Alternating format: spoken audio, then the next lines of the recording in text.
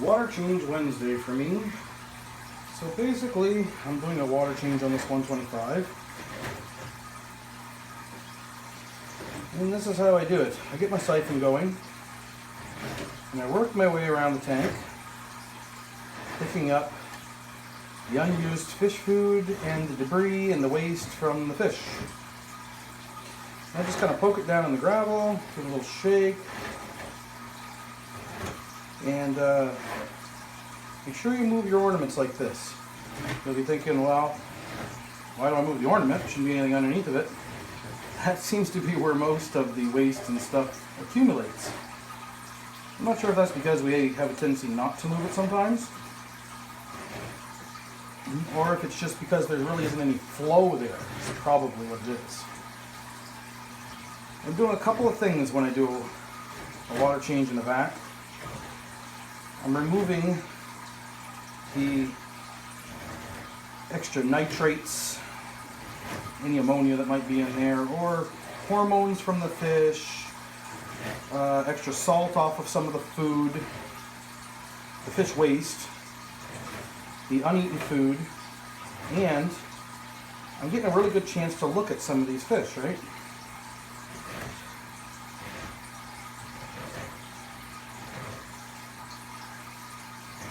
Now this tank is kind of a catch-all tank right now. This tank is overstocked as far as I'm concerned, and it's got a variety of mostly big cichlids, which is mostly what I do. Just keep cichlids and larger fish, and so it makes a lot of waste. Big fish poop.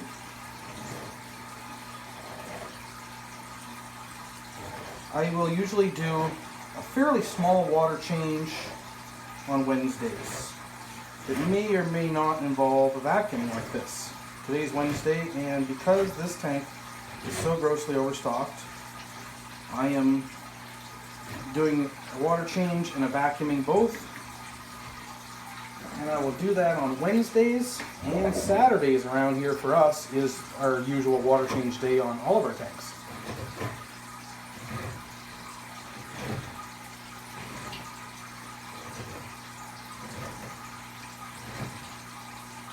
Like I said, this tank's kind of a catch-all right now. We're building a new tank for my son. 6-foot tank, similar to this one.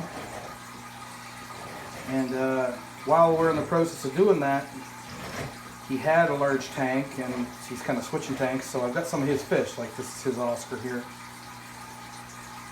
That's his little low-grade flower horn. A couple of parrots. This little hybrid fish.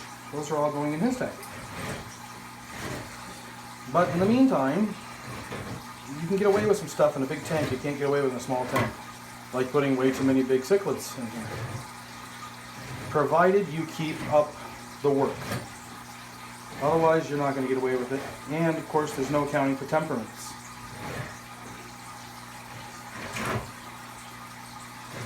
This is not super dirty. That looks like a lot of dirty. It's really not. Anybody that does any amount of these will tell you that's not a lot of waste. That tube's not turning completely brown or anything. See, like that's pretty dirty there. As you can see, these guys are not all that afraid of me. I'm in here a lot. They're pretty used to me. But that's how I do a water change. Now you can have a hose just going into a bucket. We're in my fish room, and I have this hose geared up that it actually goes right outside. It's geared up and goes outside, and I collect the water to put in my garden. So this is how I do my water changes and vacuums. Now, it should be noted, because people see all kinds of methods. How do you get your siphon going? Well, we'll stop our siphon for a minute here. Okay, so I've got nothing in here now. So here's kind of a really easy method. Put your siphon in, catch the water, put it up, and you get it started. Put it back in. You're siphoning now. It's really that simple. People tend to overthink it. I see squeeze balls in line of a hose. People use a Python, which is kind of a name brand, but it's a type you hook onto your tap. You can use it to fill the tank with and as well, so you can reverse the procedure. I got a little bit of a problem with that. I like my hoses to go in one direction only. Now what I mean by that is this water's going out. So if there was any contamination or anything here, or sick, or whatever you'd like to call it, it only ever goes out this hose. Water never enters back through this hose to come to my tank. I have another fill hose that I use, and that I just hook onto my tap. I don't have an automated system or anything like that. We do all of this manually. This, by the way, is just a bag, a media bag. Happens to be a zipper one. I really like these zipper ones. And all that's in here is pieces of sponge for a filter. I keep this in this tank, and the reason I keep it in this tank is grossly overstocked. So by keeping this in a grossly overstocked tank, and this is picking up biological media, biological bacteria and so on. So if I ever need to jump start another tank, I've got a bag of stuff here ready to go right away. So that's another little hint for you on Water Change Wednesday. Alright, that's about all the babbling I can do about how to vacuum and water change your tanks. By the way, how much do I change? I change 25-30%, so I'll keep it continue down to around here somewhere. I fill my tank back up with water fairly close to the same temperature because I have a tap that I can adjust it on and fill it up with. And I would rather do that amount. Some people do a lot more. I don't think that it's required. For starters, your tests are going to tell you how much you actually need to do. You should be testing for that. I'm on a well, so my water doesn't really need to be pre-treated. I check it out of my well quarterly. Now what I mean by that is every season. Each season I check it because of rainy seasons, because of winter, snow, or anything like that. I check my water to make sure that it is what I think it is. I don't have to treat for chlorine or chloramine. We don't have any here.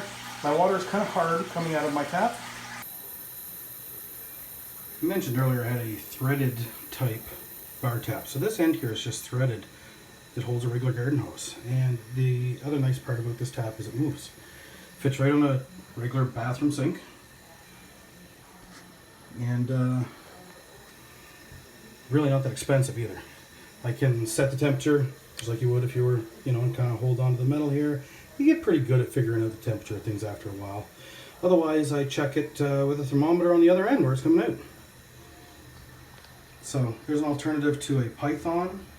I don't like using a Python because it kind of uses just about as much water in the process of siphoning the water back as it did to fill the tank or anything like that to begin with. So you're kind of sucking, you're wasting as much water.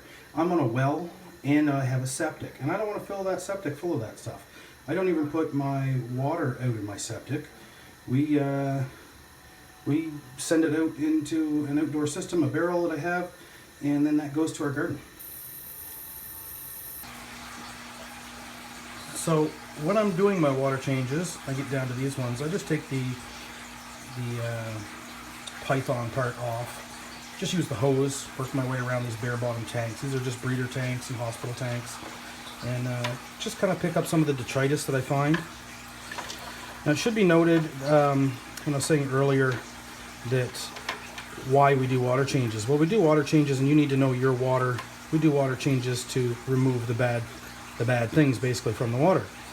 And when I'm doing these water changes, as I was saying, you test to find out how often you need to do those water changes. Well, you're going to use a master test kit. I use a liquid type. There are sticks. There is all kinds of other things. I prefer the liquid test kits.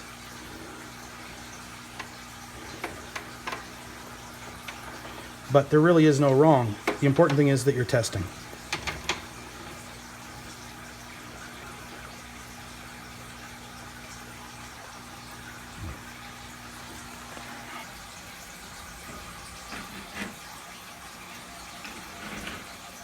Not everybody likes a water change.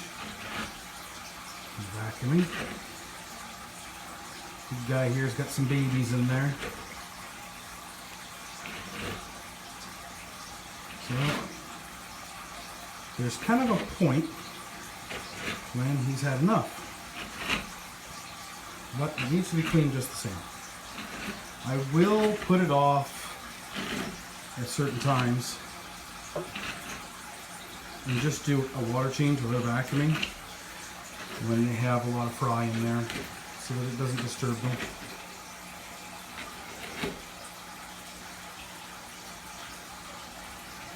But this is what happens. You get a buildup of this food and fish waste. I don't have much for plants in this tank. I have a couple of pieces of pothos growing out of the tank. But these fish won't tolerate any plants to help remove any of the nitrates. And there's what we get. After a while, he's had enough. That's what happens. I wanted to make a note that some people like to say that, well, I don't really need to do a lot of vacuumings because I have these algae eaters, or I have a pleco, or I have something else that's doing some cleanup for me, right? So, here's the thing. I don't really care what you have in there for your cleanup crew. Nothing eats poop. Now, you're going to say, well, I've seen some of these things, or I have, little crayfish or something along those lines that are, yeah, I've seen them picking up and eating the food. No, they're not. They're picking it apart and they're eating the food out of it. Nothing eats poop. It's up to you. These are some of the siphon tubes that I use. Use the really long one because it's actually as tall as a tank. So my hands aren't really in there as much. The tube bothers the fish a little bit, but your hands bother the fish a lot more if they're breeding or something like that. Some of them you will see, like this one does, yeah, see, there's like a little screen up there in the end. That's handy to keep some things from going up out of them. I find they get clogged a lot actually, and I don't mind most of the debris just being waste and so on going up out of them. I'd rather just get rid of whatever's going up there. I mentioned earlier that you should be doing your water changes in accordance to what your nitrite, nitrate, and so on levels are. And there's some other things to test for. Most of them are not that big a thing. I don't believe pH is really that big a factor in the hobby as it once we used to believe it was. pH is kind of when your pH is getting out of whack, it's something to watch because it means something else is wrong. As far as other things I do, your heater. Turn off your heater when you do a water change. Turn off the heater. See the light on the heater? Turn off the heater, or make sure that that water level is going to stay down there low enough so that you don't damage a heater when you do a water change. So there's a little hint for you.